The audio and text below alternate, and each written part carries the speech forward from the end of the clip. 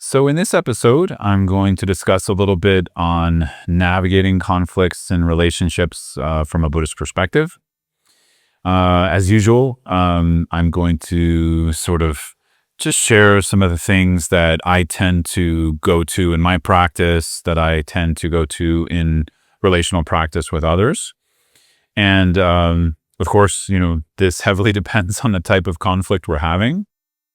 And yeah, I tend to go to these things that are, I don't know if I want to call them universal, but they tend to work with a lot of different types of conflicts in relationships.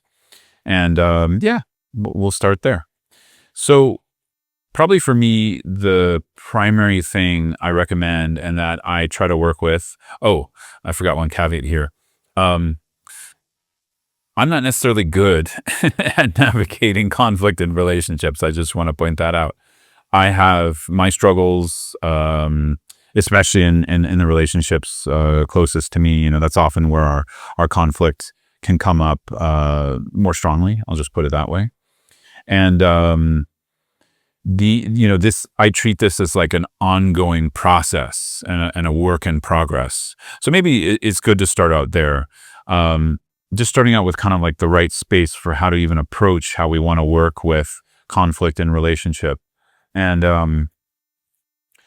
so for me, I don't know about you, but for me, I can kind of put a lot of pressure on myself to be perfect, to sort of not get angry or to, I don't know, take the higher road in a particular situation. And sometimes I don't. Sometimes I get hijacked and overwhelmed by my aversion, by my emotions as well. And I think we need to have space for that. We need to have some kindness for that as well. I mean, of course, if we're hurting someone else, we're not, you know, there's no like excuse for hurting someone else. But at the same time, if we're constantly, punishing ourselves, we're not giving space that, we can make mistakes here and there, we're not going to improve because there's just going to be guilt and shame. And we're not going to even want to look at those areas where we're maybe making mistakes or we're not improving in our communication and sort of, resilience in conflict. So I just want to start off with that. Not being perfect is perfect. I think it's a great place to start. That's also where I am.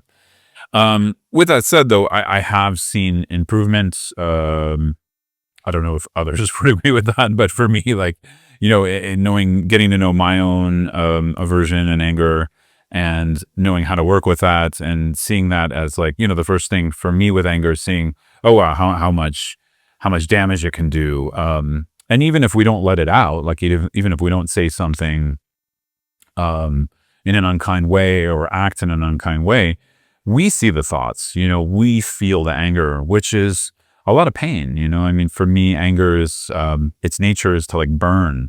So it's very painful to even experience anger.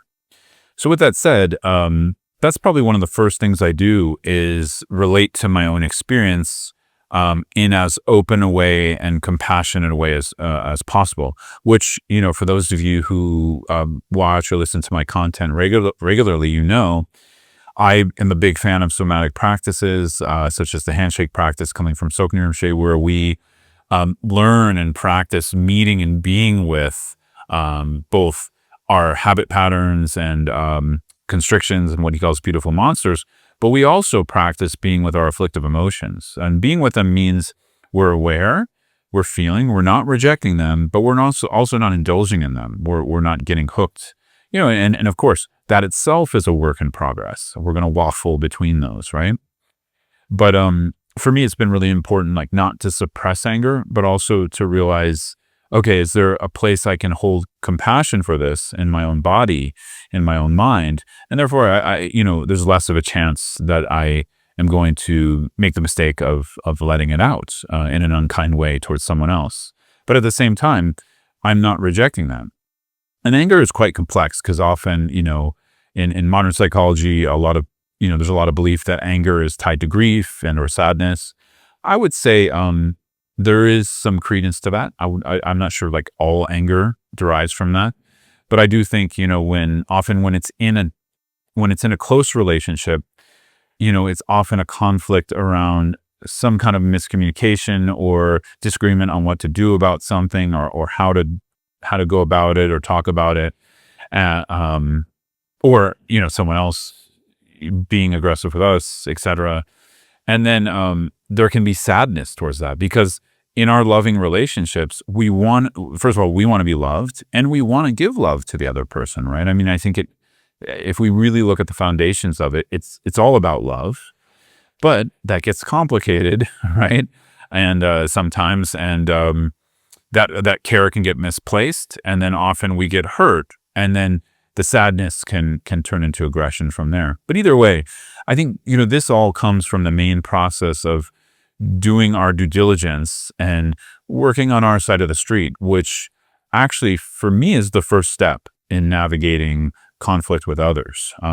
Just really creating space in my meditation practice as well as in my daily life to show up for my own emotions in a way where I'm not feeding them. I'm not sort of feeding that possible negative rumination or thought pattern or story, but I'm also not rejecting it. I'm not, suppressing it and either making myself a doormat for someone else, or or suppressing the emotion because I want peace. So I think that's important at some point, doing some work where we're also allowing our internal experience to exist, and we're meeting it with awareness and compassion. Specifically, like, awareness is very helpful here, because awareness is the space where something can move, and we're knowing it with this aware quality of mind. But we don't necessarily have to follow after the thought pattern or rumination, or even the triggered sensation or reactivity, basically. So again, that's just sort of ongoing practice. And you can see various practices from me in other episodes on either handshaking or various meditative awareness practices. My whole take is, like, if we're meditating and we're not getting better at working with our experience, and getting better means not that it goes away, but that, like, we start to open up more of an open conversation internally, through awareness, embodiments, compassion, and that internal conversation allows more room to learn about these things for ourselves internally. So if our meditation isn't helping with that, what are we doing with it? Again, not to judge you or me or anyone else, but we have to ask that question, right? So if we're just going into a closet and shutting the lights off, metaphorically, and sort of putting in earplugs, that doesn't really bleed over into conflict. It won't help us in our relationships, right? If our meditation is about closing off, our habit patterns are going to be right there when we open up the door and take the earplugs off, right? I hope that metaphor makes sense. So really, that's the first thing. And I call that sort of the work on our side of the street, which is ongoing, right? Now, the second part of this is the tuning in and attuning to the other. In this case, the person we're having conflict with, or the people, or whatever it is, right? And in this way, from my perspective, when we're able to allow compassion, space, and awareness towards our own experience, not that resolves anything, it just puts us into a certain space where we're not trying to find answers. We're not trying to, close off to certain things. We're also not allowing afflictive emotions like anger to sort of take over. There's just room for things. So when that starts to happen for our own experience, that can start to happen for the other person. And, we generally call this compassion, right? Of course, empathy is involved here, where we can empathize with their side of the conflict, right?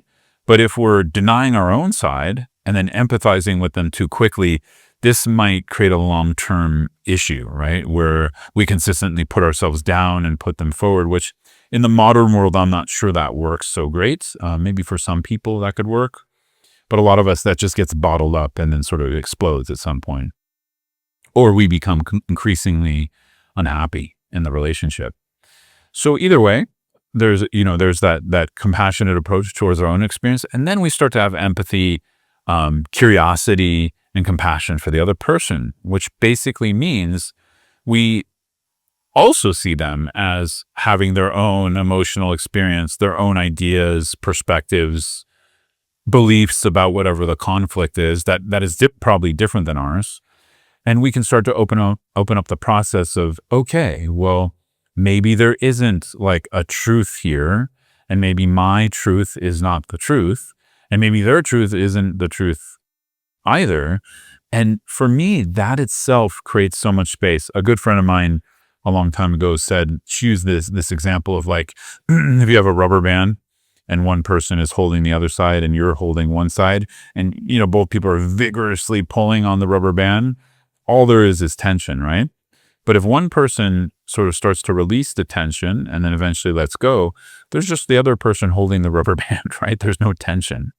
Now, I don't know if that applies as a solution to everything, but it's kind of I think, a useful way to think of this process of holding ourselves and our experience in compassion, holding others in empathy and compassion, and then the intensity of the aggression and fire of the conflict can simmer down a little bit, and then there can be more space to actually dialogue. Now, dialogue and communication is a really tough thing. I don't know, with some things in my life, I feel like there's quite good communication. Some other relationships, no. And a lot of this is sort of, I guess we could say, sort of relational karma, we would say in Buddhism, right? Meaning like sometimes we have to work through that with a lot of patience, with a lot of grace, as we would say, with a lot of empathy and compassion, and understanding when we need to take physical space in a conflict, in order for things to simmer down. And then if the other person is open to talking about our communication habits with them, right? So treating it not as like it's their problem with communication or it's our problem, treating it as, it's a problem in the actual relationship too, and see if both parties can start to acknowledge that, and then there's room to work on it. And then, of course, there's lots of great ways to work with communication. For me, kind of all of what we've been talking about can actually help and improve communication, because then we start to empathize and have compassion for each other. Best case scenario, both people in the conflict. And then there's room for healthy dialogue, right? Like understanding what's at the root of the pain that's causing the conflict.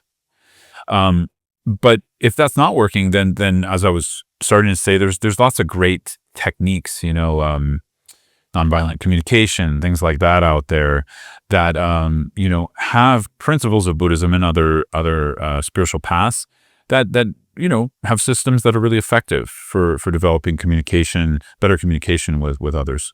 But often this can be also its own thing, because there's different cultural perspectives on how to communicate. So I don't like to assume there's like one best way to learn communication skills in a conflict with other people. But either way, we can try different things there. So I think that's mainly what I wanted to say, because there's a lot to do just in this practice of meeting our own sadness, our own anger or aversion. I guess we could say like the conflict internally. There's a lot to do with that. And then, of course, then we start to meet the other, right? And we start to open up some space that they're not wrong necessarily. It's just that, we're both having some kind of a misperception in the situation, right? And again, here I'm just talking about like basic conflict and disagreement. When there's violence involved, I mean, that's a completely different topic that I'm just not going to cover here. It's not typically what I would work with or cover in my work. But obviously, when there's violence, there needs to be much stronger physical boundaries. I don't think I have to really say that here. We're not even at the place to do what I'm talking about, right? But here we're talking about conflict through speech, conflict through verbal disagreement, and aggression, passive aggression, those kinds of things. So anyways, I think I'll leave it there. I hope this was helpful. And please comment. I'd love to hear what kind of what works well for you when you're navigating conflict in your relationships. Also, if you try any of this and it helps, please reach out and let me know. It's good to know if these kinds of things resonate with you as well. Thanks so much.